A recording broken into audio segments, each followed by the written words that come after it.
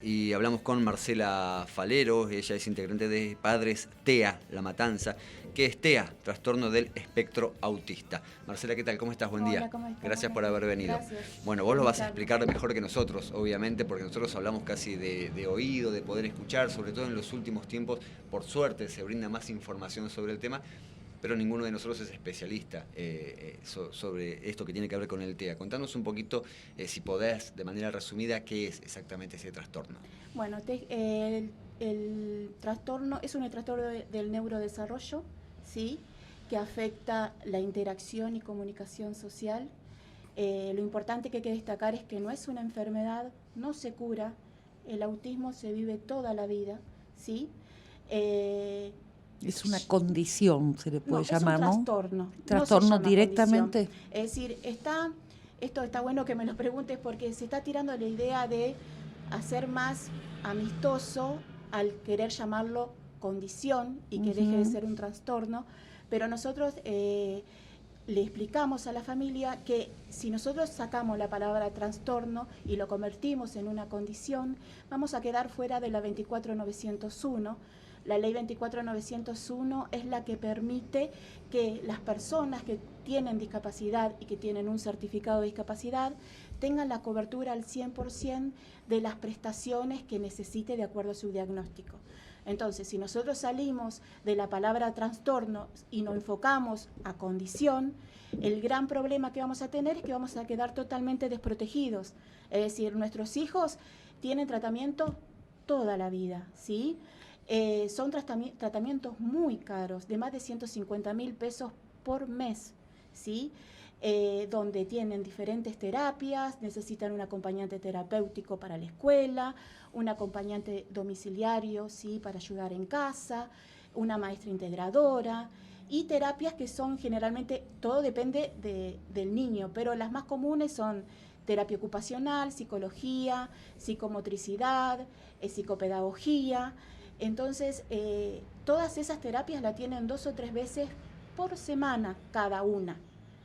Y la realidad es que para cualquier bolsillo sería imposible poder afrontarlo. Entonces, es muy importante el sacar ese certificado de discapacidad y dejar en claro que no nos tenemos que correr de la palabra trastorno porque quedamos fuera de ese beneficio que es mucho, ¿sí? Marcela, vos decías depende del niño. ¿Esto tiene que ver con que hay diferentes niveles o diferentes tipos o no? El tema es el siguiente, hay muchas características que pueden llevarnos al diagnóstico de TEA, ¿sí? Las más comunes son que tienen intereses restringidos, ¿sí? Que les cuesta comunicarse, ¿sí? Que ven el mundo de otra manera, ¿sí? Por ejemplo, nuestros hijos, tal vez si vos le decís, tráeme el vaso, él no entiende que la palabra vaso significa al elemento que nosotros sabemos que es, ¿sí? Entonces ellos, para poder comprender y vincular la palabra con la cosa, se manejan a través de imágenes, ¿sí? Que son pictogramas, ¿sí? Entonces, por eso también una de las cosas con las que nosotros siempre se estamos peleando es que sería muy fácil poder establecer estos pictogramas que muchas veces nosotros nos manejamos con ellos, como la figura cuando sabemos si es el baño para hombres o para mujeres, ¿sí? Pero la realidad es que ellos lo necesitan en muchos lugares para poder cruzar las calles, para poder entender, por ejemplo, cuál es la historia para poder sacar boleto de un colectivo, ¿sí?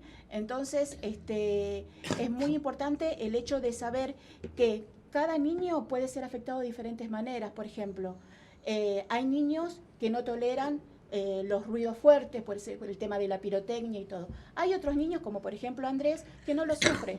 Él cuando lo siente le gusta ir a verlos, ¿sí? Hay niños que puede ser que se autoagreden, ¿sí? Que terminan dándose la cabeza contra la pared, como hay niños que no, otros niños que son más estructurados, es decir, que si uno todos los días pasa por la misma esquina, donde en esa esquina hay un kiosco que siempre está abierto, y un día pasa y ese kiosco está cerrado, para ese niño le va a generar un mal llamado berrinche, ¿sí? Que lo va a afectar mucho porque él se mantiene dentro de la rutina, ¿sí? Por eso se llama trastorno, porque puede afectar de diferente manera. Lo que más afecta es la comunicación, ¿sí? Y la percepción para ver las cosas y comprender las cosas. Marcela, vos nombraste a Andrés. Andrés es tu hijo. Sí, Andrés tiene 9. 9 años. ¿Y cuándo descubrieron que tenía autismo? A Andrés lo diagnosticamos, se lo diagnosticó a los 3 años y medio, ¿sí? Esa es otra de las cosas que nosotros como agrupación de mamás, papás y familias peleamos constantemente, que es la idea de tener un diagnóstico temprano, ¿sí? Es muy importante tener un diagnóstico lo más rápido posible. Nosotros sabemos que los chicos y las nenas cuando son chiquititos, sus cerebritos son unas esponjas y es muchísimo más fácil que adquieran conocimiento, ¿sí? Por ejemplo, a cualquier niño no le tenés que explicar qué es señalar. A nuestros hijos le tenés que enseñar señalar, porque no saben, ¿sí? Entonces, todas esas cosas se pueden ir trabajando a medida que son más chiquitos, ¿sí? Es muy importante. Yo te puedo asegurar que acá en La Matanza hemos peleado por eso, ¿sí? Nosotros, hay una ley de autismo, la 27043, que fue ratificada en la provincia de Buenos Aires y también a través de una ordenanza logramos que sea en el municipio de La Matanza. ¿Eso qué permite? Permite poder exigir al municipio que tiene que trabajar para las personas con autismo, que hay una ley que dice que tiene que haber un diagnóstico temprano, que hay que capacitar a profesionales, ¿sí? Falta mucha capacitación a los profesionales, a los docentes, a los directivos de las escuelas, a los propios médicos, ¿sí? Entonces, me perdí la pregunta que me hiciste. No, estábamos en esto de las leyes y las ordenanzas. ¿Y se cumple eso? Mira, te iba a decir por este tema del diagnóstico. Luego de varias luchas logramos, acá se abrió el primer centro del diagnóstico gratuito, sí, que está en el Hospital Tames. ¿En la provincia está reglamentada, está funcionando en toda la provincia de Buenos Aires esta ley? Mira, nosotros somos un nodo de acá de Matanzas, ¿sí? Tenemos más de 40 municipios, donde en esos municipios existen familias y que ya hay más de 40 municipios que tienen la adhesión a la ley 27043, ¿sí? Acá nosotros la logramos en plena pandemia, en el 2020. La que nos ayudó fue la presidenta del Consejo Deliberante, Liliana Pintos. Ahí empezamos a trabajar con el tema del centro de diagnóstico, que tenemos, hay uno trabajando en Tames, y como se desbordó ya de cantidad de gente por el tema de los turnos, empezó a funcionar uno en el Hospital Germani, ¿sí? Esto es un gran paso para La Matanza. Hay muchas familias que han tenido diagnóstico de sus hijos a los 12 hasta en adolescentes. Imagínense lo que significa para esos chicos lo que perdieron de tiempo, ¿sí? Entonces, vamos por más, es decir, queremos que la Matanza es muy grande, 2 centros de diagnóstico no alcanzan. ¿Y por qué, Marcela, si son tan fuertes los, no sé si se llama síntomas o las características de la persona que tiene autismo, se tarda tanto en reconocerlo? ¿Por qué en un adolescente recién se dan cuenta? Porque mucho, aunque te parezca mentira, cuando uno va al pediatra, y eso te lo digo yo que me pasó a mí, y le manifiesta que hay algo raro. Por ejemplo, yo me di cuenta del diagnóstico o que algo pasaba porque Andrés era a los 2 años y medio y no decía ni mamá, ni papá, ni nada. Andrés no habla, es no verbal. Puede haber niños que sí hablen y otros que no. Hasta ahora Andrés no habla. Y yo sabía que algo, uno como mamá siempre sabe que acá lo siente, que algo pasa. Y bueno, le decía a la pediatra, me decía, no, Marcela, tranquila, ya va a hablar, los varones son más vagos. Y les puedo asegurar que de todas las familias que ustedes hablen, le van a decir lo mismo. Y es porque los profesionales no están capacitados, ¿sí? Entonces, y es tan fácil poder resolver esto que... ¿Y en tu caso qué tuviste que hacer? ¿Cambiar de profesional? No, porque después la profesional me acompañó. Cuando yo le pedí por favor que me diera una derivación con la fono, me acompañó y la fono fue la primera que se dio cuenta, porque una de las características que sí son comunes a las personas con TEA es que, por ejemplo, no miran a los ojos. Eso te iba a decir, hay casos donde se detecta durante la lactancia, hay casos que pueden detectarlo, ¿no es así?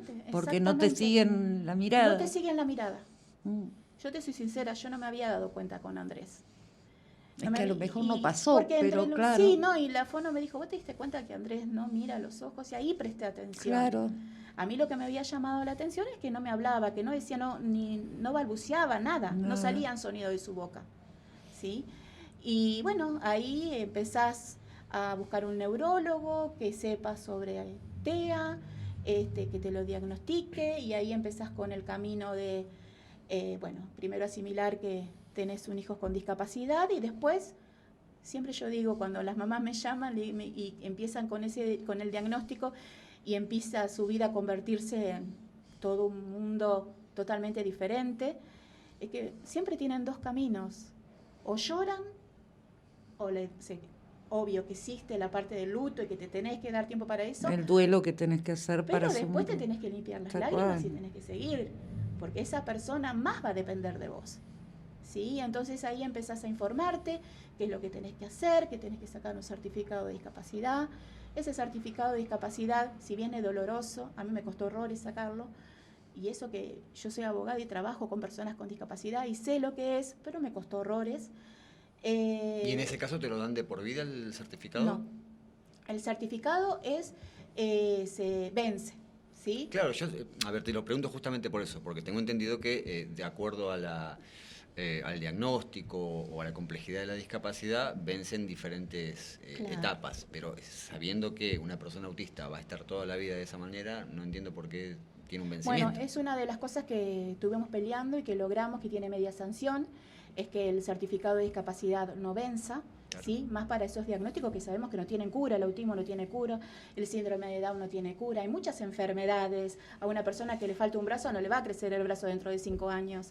Es decir, entonces en todos esos casos que el certificado de discapacidad sea vitalicio, ¿sí? Claro. Eso no quiere decir que pueda tener algún tipo de control, también que si llega a surgir una nueva patología, se puede agregar en este certificado de discapacidad. Es decir, nosotros como familias constantemente estamos peleando con la burocracia. Primero la burocracia del certificado de discapacidad, de poder conseguir un turno. Ahora con el tema de la pandemia y las prórrogas que se fueron dando, esas prórrogas fueron venciendo y ya hay muchas familias que no consiguen turno y los certificados están vencidos, y las obras sociales dice tu certificado está vencido, no te voy a cubrir nada. Es decir, es toda una cadena, más que es muy difícil poder conseguir un turno, o inclusive cuando tenés el turno vas, te revisan a tu hijo, hablan con vos y después te dicen que el certificado te lo van a entregar dentro de 15, 20 días porque no tienen papel o no tienen internet. Eso me pasó a mí en la Subsecretaría de Discapacidad. Marcela, ¿tenés conocimiento de profesionales autistas? Hay muchos, es el conocido Asperger, es decir, nosotros en la sociedad más se conoce ese autismo de esas personas que son Asperger, que son superdotados, superinteligentes, ¿sí? Esa es la imagen que tienen todas las personas, ¿sí? Como las series que hay de los médicos, ¿sí? Pero la realidad es que nosotros también como familias queremos que se hable del otro autismo, del autismo severo, de los chicos que se desestabilizan, que nosotros como familia no sabemos qué hacer, que llegan a darse la cabeza contra la pared, que se autoagreden, ¿sí?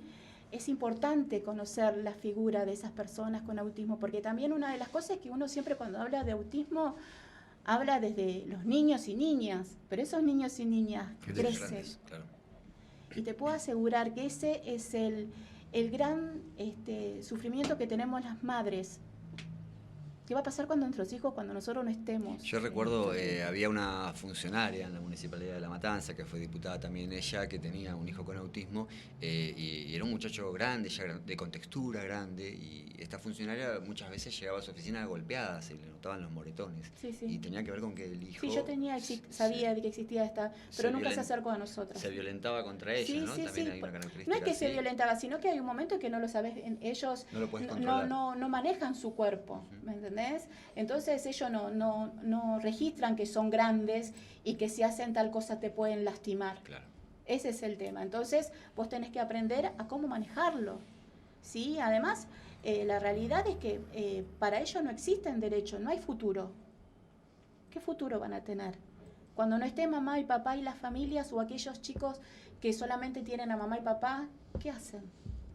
Es decir, nosotros siempre trabajamos y tratamos de que también, si bien logramos el tema del diagnóstico temprano y seguimos peleando por eso y tratamos de que las familias se empoderen y sepan cuáles son sus derechos, ¿sí? Y sepan qué hacer y sepan qué camino tomar después del certificado, cómo pueden tener una obra social, le damos asesoramiento legal, es decir, todo eso lo hacemos nosotros desde nuestro bolsillo, como mamá, papá y familias. Entonces, también nuestra idea es que también que se hable del autismo severo y que se busquen cosas para esas personas, ¿sí? Que puedan tener el derecho a poder trabajar con las cosas que puedan hacer, ¿sí?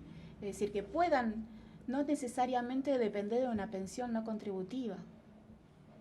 ¿Sí? Sí, que sabemos lo que es el monto también de una pensión no contributiva. Es mucho camino por recorrer, muchísimo. Y hoy, Marcela, ¿cómo se da estos casos que está mencionando, ¿no? O sea, hagamos una proyección, si se quiere. Un chico con autismo severo, con su papá y su mamá, la lucha cotidiana para enseñarle cosas, para protegerlo, para cuidarlo, pero como dijiste, también el chico crece. Y como es ley de la vida, en algún momento crece lo suficiente para quedarse sin los papás. ¿Qué pasa con ese hombre ya o mujer? Esa pregunta nos hacemos todos los días las mamás y los papás de niños con autismo. No te puedo dar una respuesta porque no hay solución. Es decir, la realidad es que nosotros sabemos que hay una ley de cupo donde el 4% de los empleados de municipios y todo públicos tienen que ser personas con discapacidad. Esa ley de cupo no se cumple.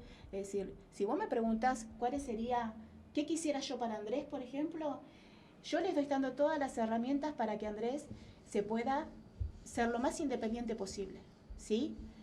Y la realidad es que a mí me gustaría que pudiera él, dentro de sus posibilidades, poder autovalerse y poder tener un trabajo, y que si tal vez no puede cumplir una jornada de 8 horas, pueda cumplir una jornada de 2, de 3, pero que pueda saber y tenga la dignidad de cualquier persona de poder trabajar, aunque también necesite la ayuda de su familia. Yo sé que también cuento con Valentina, mi hija, pero es difícil porque esa pregunta, nos levantamos todos los días y nos hacemos esa pregunta. Pero fácticamente debe existir una respuesta, porque debe haber alguna persona viviendo esto que te planteo. Lo que pasa, Oscar, alguien que haya perdido. Lo que pasa es que tienen una pensión, entonces por ahí el escudo, la defensa del gobierno ya tiene esto, tiene la pensión. Exactamente, decir, y en realidad que esa pensión no contributiva no es accesible para todas. Si yo se la quiero sacar a Andrés no la va a poder tener. ¿Por qué?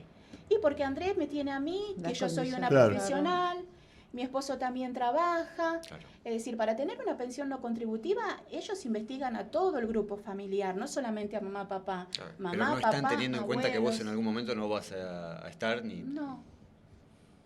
Claro. Y la realidad es que yo no quiero hacerle la pensión a mi hijo.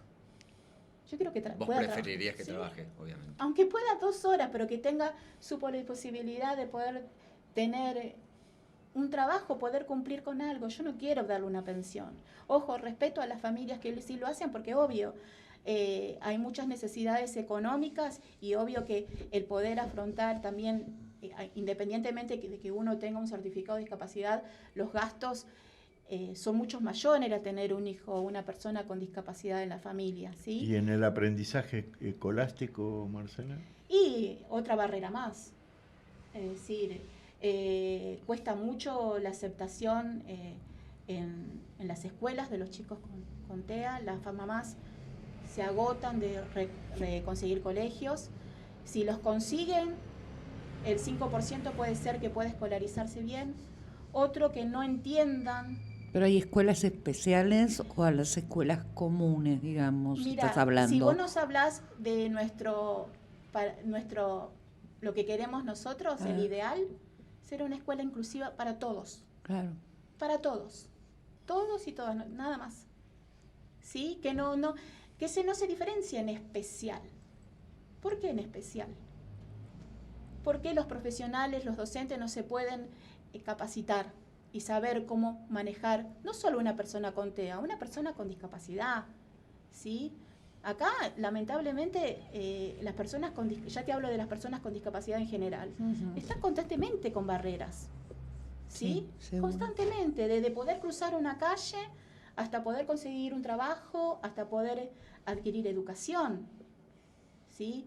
Nosotros también somos integrantes de la mesa de discapacidad de acá de La Matanza y nos viene en consulta. Una vez vino una mamá de que en un colegio, no sé si en la no te digo la verdad, no me acuerdo, los chicos eran con sillas, ¿sí? Y no tenían acceso al primer piso porque el ascensor no funcionaba y no podía compartir las clases con sus compañeros. Entonces no es un tema de TEA, sino que es un tema de todas las personas con discapacidad, ¿sí? Pero desde el punto de vista de la educación de nuestros hijos cuesta mucho. Y la realidad es que tampoco se hace o se empuja a que los docentes se capaciten, ¿sí? Y ellos quieren capacitarse, la mayoría. Nosotros también como agrupación hacemos capacitaciones gratuitas, ¿sí? Lo que es importante aclarar es que nosotras todo lo que hacemos sale de nuestro bolsillo. Y cuando viene alguna mamá manifestándonos que tiene algún problema, como que a veces no comprenden que nuestros hijos tal vez necesitan salir un ratito al patio para poder caminar, ¿sí? Porque es una manera de poder descargar, o no entienden que ellos tienen otra forma de poder entender y de aprender, ¿sí? Entonces, en todos esos casos nosotros llamamos a la escuela, nos presentamos y les decimos que si quieren nosotros vamos y capacitamos de manera gratuita, damos charlas, es para poder ayudar a nuestros chicos a que puedan ir a la escuela, pero existen muchas barreras. Marcela, vos hablaste varias veces de capacitación y me vino a la mente un video en redes sociales, ahora bueno, sí, pasa esto, ¿no? Que se viralizan algunos videos. Había ocurrido en un tren y una persona con autismo, ¿le llaman crisis o cómo se llama? Bueno, crisis. Tuvo una crisis y había un policía y no sabía cómo manejarlo, ¿no? Creo yo, por lo que uno veía en ese video, que ni siquiera sabía contra lo que se estaba enfrentando, o sea, no tenía conocimiento de que... Y esto suele pasar seguramente. Sí.